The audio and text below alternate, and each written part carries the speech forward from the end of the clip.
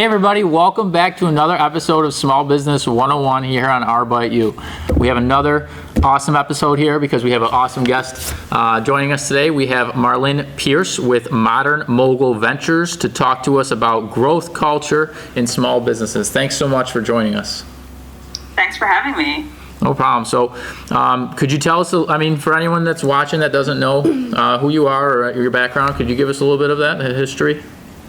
Sure, absolutely. So, you said Marlyne. I grew up in New York and I have over 10 years experience within the financial services space, working for a global fintech company and then one of the largest technology organizations globally. A few years ago, with our family change, I wanted to start my own business. And one of the things that I really noticed, especially within the founder space and the small business owner space, is of course that 90% failure rate. But I thought it would be really great for me to bring some of the experience that I developed from a corporate perspective. Those management consulting framework, the strategy that large companies are using, bring that to small businesses in addition to some of the personal development work that I've been doing as well. So I also have about 10 years experience in practicing yoga and personal development, and I thought that was a missing piece, especially for small businesses, because not only do they need to understand the strategy around marketing and sales and product, etc., but they also need to understand how to lead their teams, how to really step up and have a new identity about how to grow their business. So Modern Mogul Ventures is a way for me to incorporate both the consulting and the personal development and coaching side to help small business owners really lead and scale their businesses in a high-performance way at scale. So that's what I've been doing, and I've really been enjoying it. Awesome. Yeah, thanks. So we're going to be talking about growth culture, and could you tell, for anyone watching that might not know what that is, what exactly is growth culture? I think of growth culture as a business culture that is focused on growth, or that enables growth, right? So the opposite of a growth culture would be a culture in an organization where things are the same all the time, or where the organization really cannot adapt to changes. So in order for your business to really set up a growth culture, I think it first of all has to have a really solid sense of who it is or what the business is about. So that foundation, set a foundation around clear values, around clear vision for where the business is going. And then as the company gets information around, changes in the changes that are required in product customer need or different shifts in the market, we can then adapt to those changes by following some kind of agile methodology or some way of incorporating those changes without completely disrupting their business, right? So one of the strategic advantages that small businesses have is that they can make changes more quickly than a large organization. But if the small business doesn't stay true to that foundational vision and values of who they are and where they're going, then pivoting can actually destroy the business, right? Because then you kind of lose sense of who you are. You just kind of get lost at sea. So a growth culture is really essential to have that foundational and then to be able to then set up a culture that allows curiosity, that allows people to make changes or flow as business insight change. Okay, so you kind of talked about this a little bit with Alex's last question, but why does growth culture even matter specifically in a small business, but even more so in tech? And how do you see that contribute to things like product development and profit? Yeah, so everything is moving so quickly, right? So your business today is not going to be your business tomorrow. I like to say, business is science and art, creating a masterpiece, right? So part of your business, there's going to be set ways of doing things, and then the art piece is how you execute, how the strategy is together. So you really, as a business leader, you really have to be thinking about how your business will evolve within this very fast-paced environment we live in. So technology is always changing, customer requirements are always changing. So what customers that did last year, what they expect this year, or they actually expect more this year, right? So whereas customers might not have expected to speak to Amazon Echo or a smart device, like ask for your podcast or figure out the weather. Now they're expecting you to be there as a brand if that's part of your value proposition, right? So you have to be able, as a company, whether you're small or large, a growth culture needs you to react to the market. Being able to react to the market is essential to continuously develop your product, serve your customers in the way that they expect and are demanding, and then this automatically leads to growth and profit. Because if your product is still needed in the marketplace and you're not responding to customer need, you'll typically begin to see a decline in your profit margins or a stagnation in your business ability to grow, or your brand does not take off the way you anticipate because you're not giving customers that feeling of, they really want to love your brand and think about your brand. So having a growth culture allows you to grow and change as your customer needs change, as market conditions change. All right. So I'm sure you deal with a lot of small businesses, and you see a lot of different companies with different cultures and different types of maybe growth cultures. Is there a common theme or a common attribute that you see across these businesses that you feel is that's pivotal to having a good growth culture? Yes, I mean, there are a few. I mean, I kind of just mentioned one of them, which is really a focus on the customer. Focus on understanding not only customers express to you, not only what they tell you they need, but also what the data is showing. So, for example, really understanding the customer's journey within the service process, or even the customer's journey in the marketing process. Where are customers falling off? Where, looking at that, understanding that customer and loving them so much that you look to see what's happening with them behaviorally is something that I see a lot of the best companies do. So if you think about even a company like PayPal or Amazon or American Express, which I work with all of those brands, you see that they're really customer obsessed, and that they're always thinking about not only how are customers engaging with their brands, but how do customers want to engage with their brands. So that's the difference between understanding what customers express as a need and then what customers' behavior is showing you through the data that you can collect, especially in the digitally based business. So that's one thing that I see as extremely important. Another thing is communication across the business. So really setting a clear strategy, a clear strategic vision, and then leaving the business owners to then go out and execute on that strategy is so key. So not just as a small business, see small businesses struggle with this a little bit because the leader, there's a small leadership team with probably one or two people who are leading, a co-founder or the founder and a COO, and then they have different team members, and they are trying to pivot and really sort out the market as possible. So in that wrapping up stage, when you're thinking, okay, I have proof of concept, so your business is making money, you know that your product works in the marketplace.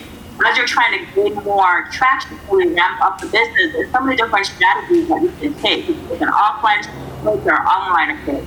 So say, for example, you want to grow your business with conferences. By going to conferences, being a speaker, you really want to be thinking about how implementing a particular strategy impacts all of the resources within your organization. And that comes from communication. Right, so it comes from speaking to different people, either in the business or different mentors or whoever is helping you run the business, so to speak, to really understand, okay, if I take on this constant speaking approach, what exactly does that mean? And look at it holistically, not just kind of go down one path without exploring it completely from a strategic standpoint, and then having to change paths, because that's not a lot where people are like, okay, I'm going to become a speaker and then this is going to help me build my business, but then they don't realize that becoming a speaker means traveling a lot or being, spending more hours away from home, and that doesn't go with their lifestyle or that doesn't go with what their original vision is. So then it becomes an issue within the organization, not only for the leadership, but then the people who are then supposed to support that strategy.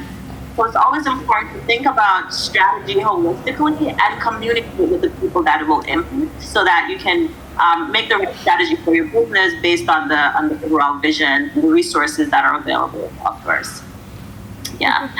And I'll just give you one example on that, because large companies do this very well in that, for example, if I have a corporate client right now, I would probably be working with them as a program lead, helping them to execute on a large scale project. If we're bringing a new product to market, I would need to work across the marketing team, the product team, the engineering team, the legal team, the risk team, right? All of those teams have to have a say or an input into bringing this product to market. And my role would be to help them do that. In a smaller organization, you don't have all the necessarily roles or departments or groups, right, or functions. But you might have 2 or 3 individuals who are executing on marketing, who are executing on legal. And so you want to be able to talk to those individuals and come to incentives as to the best approach to practically execute on the strategy you're thinking of. Because that is where you can have a lot of missteps, a lot of gaps that are not fully considered that can really destroy your business. Building off what you said, I feel like we can relate to that here. Employees in a smaller business are used to kind of operating on their own, and they don't have the bureaucracy of that goes with a larger company. So how can you make sure that companies, that as they grow, the different departments are kind of kept in constant communication and everyone is kept on the same page? What strategies can they implement? Yeah, that's a really good question. I think it really comes down to discipline. Again, as as a business grows from that, and it depends on how fast the growth happens, right? So if it's it's kind of a tech company and it's the founder, then essentially that business can grow pretty quickly in terms of number of employees, and so that it's kind of a big change. Even if it's a smaller business, the growth will be a little bit more incremental, so you have time to see how you make that change. But in either case, it's really about the discipline of communicating clearly not only the vision, which is super important, but also the strategy and the approach that each group is going to be taking within the organization, right? So this might look like, in a large company, just as an example, in a large company, you'll have the CEO or someone in a high position really like setting the vision for the company. Like, okay, we want to continue to be the leader, the go-to brand in this space. This is what we're doing. And then they also give us pillars. So the pillars that we're going to be focused on are, for example, partnerships or diversity and inclusion, or they'll set those parameters. In a smaller company, you also have to do that, because a smaller company is easy to get into the habit of just kind of saying what the vision is, and people go out and execute it, right? So in a smaller company, as you're growing, you want to be able to, as I mentioned earlier, have that strategic conversation and then determine the right tactical action, and then have that really track closely. So that's a great way to manage teams as well, is by objectives that lead to the strategy that really supports the vision. So some other things and tools that people can use to do this in a small organization, things like Slack or Asana or Basecamp, depends on what tools the company tends to utilize more, but there are other internal collaboration tools that can be utilized. And the best way to do it is to really have it as a top-down conversation, but also allowing input at different milestones, input from employees, so that there's this seamless kind of communication and back and forth, and so, okay, this is what we agreed on, this is what we're doing, this is not working, so figure out how can we iterate, and really make that a key focus of how you do business, as well, just because there's so many things that can fall through the cracks, and as a small business, you don't have a lot of bandwidth for mistakes, right? Because the resources are really tight. So that's something to really consider. Yeah, I mean, it seems like this isn't something that everyone's cut out for to kind of succeed in this type of culture. So what I guess are some key qualities that you would look for, that you would tell somebody to look for when they're trying to recruit people to their company to join a culture like this? Yeah, I think it's really important to have individuals who are self-starters and who can operate independently, right? So definitely look for folks who don't need a ton of direction, but who really have maybe a subject matter expert, or they're well enough to really deliver on some key aspects of the business. That's really key. Also, it's important to hire people who have a personal affinity to the vision or to the brand or to what you're creating and developing, because that way they have to buy-in. Really don't want to hire people who are so great at what they do, but they could do it for everyone. They're just here for a paycheck, especially within a small company. Well, within startups, you likely find people who are there for the paycheck, right? So it's really, really even more important that you find people who may have already previously demonstrated an interest in what the business is about, in the industry, or maybe the values of the organization, and have really demonstrated that in a way that is significant enough for you. And just making sure that they're self-starters and managing them by see if we need objectives, how they respond to curveballs. It's always good to have a little bit of a testing period with folks, especially joining the company, especially if the company's still in that very erratic phase, to see how folks react to kind of that small business startup environment, because it's not for everyone. It's for that. Yeah. And in a growing company, how can the leadership team empower the team or any new hires to be invested in that company's new growth? Yeah, so the whole idea of employees taking ownership is something that I think is a bit of a newer concept, because I think in the past, people just expected companies to take care of them, and these days we're realizing that every individual has to take ownership of their career, and they're really kind of a partner in the business. And what I said previously definitely applies here. Like, it's important for the individual to have a vested interest in working in the business beyond just their work, but have some emotional tie to sustainability or whatever your business is about, whatever your business is trying to accomplish. That personal opinion to that. But apart from that, it's important if we go back to the communication piece, a big piece of it is just making sure that employees feel heard. Having a way for them to give input and provide feedback to leadership. Having a way for them to feel like they are actually partnering in the business, right? So really caring about the employees in a way that you give them voice, and you also support their careers, and just treat them fairly. I think it's interesting to see sometimes when the traditional way of managing or leading people, and they could like a startup environment where they expect people to work late or get up early or be on calls, all hours, a very kind of like fluid working environment, but at the same time they still want them to hold on to some traditional values of like being in the office by 9 or 8:30 or leaving at 6, but then still being up at like a.m. to like take calls, right? So if you really want to be fair with your employees, and really treat them like partners in the business if you want them to take ownership. So that also means, treating them fairly and like just being fluid. If someone needs extra time off, like don't let that be something to like rub an employee the wrong way. Give them ownership and really care about them. One of the key concepts that I have in my business when I work with clients, I say that there are 3 key customers in your business, and one is the leadership. So the leader is, consistent with the values and the vision across the organization. The next is the customers. Are customers being taken care of? Are they getting to the point where they love and are raving about your business? So they continuously buy into a business. They're obvious stakeholder. And then the employees are also a stakeholder, because if they're not happy or if they're not producing or if they're there to fully engage and giving their best, then you're really leaving money on the table. You're leaving something moving value on the table if you're not able to fully engage your employees.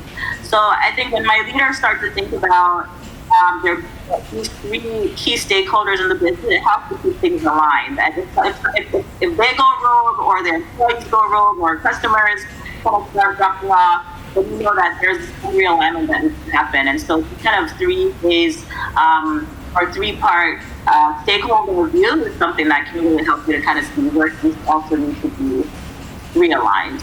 I'd imagine it's very difficult to actually, achieve this. So, do you have like what holds people back? What's the biggest thing that maybe you've seen that holds somebody back, a company from getting, to this point?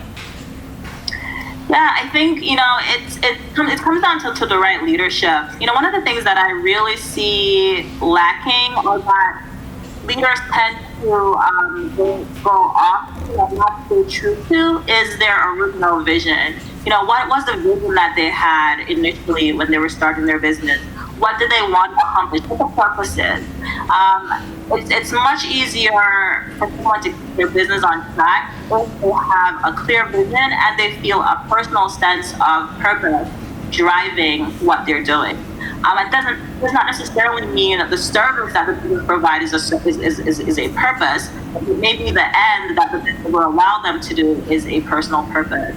And I feel like when someone has that kind of emotional attachment, even if the business is not personal, but in a small business, in a founder stage, you have to have that sense of responsibility and ownership of the business so that you will literally do anything to make it work. Because if you feel like, oh, I don't communicate in this work style, or I can't work with these types of people, or if you have those kind of hang-ups on what you will or won't do, when it comes to like, will this business fly, if I need to be a little bit uncomfortable, if I need to have an uncomfortable conversation with an employee, if I need to bring on a new partner, what will you do in order to see the vision come to life? That changes if you have a personal affinity to it. If you don't, then you'll stay stuck in your ways, and then you will not have a growth mindset. You won't have a growth culture. You'll have a culture of, oh, it's not working. Oh, this is happening. This is going down the drain. Or this is not going to work, right? If you're so focused on growing and you're focused on whatever it takes to get it done, then you'll be more willing to be adaptable and to be resilient. At the end of the day, that's what it really takes to build your business from scratch.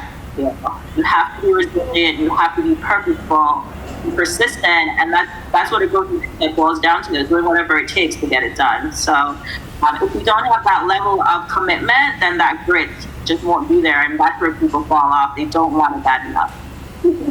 Yeah, well, thanks so much. I mean, that was a whole lot of information. Yeah, it was. So I appreciate it. Do you have anything else that you want? No, I'm all set. Thanks so much for joining us, Marlyne. I mean, that was awesome, really. I think everybody watching, that's a lot right there. You just gave away a free consulting session, I think. So thank you. How can people get in touch with you if they want to? Yeah, my pleasure. If anyone listening has questions or wants to follow up with me, you can always reach me at modernmogulhq.com. I have a newsletter, and they're free to sign up. modernmogulhq.com/newsletter. And I'm sure you guys will link to that. And I'm happy to talk to folks if they have any questions. I'm happy to engage. Awesome. Thanks so much. We'll link that below. AP, thank you for joining us. Thank you, Marlyne, for joining us. And we'll see you next week.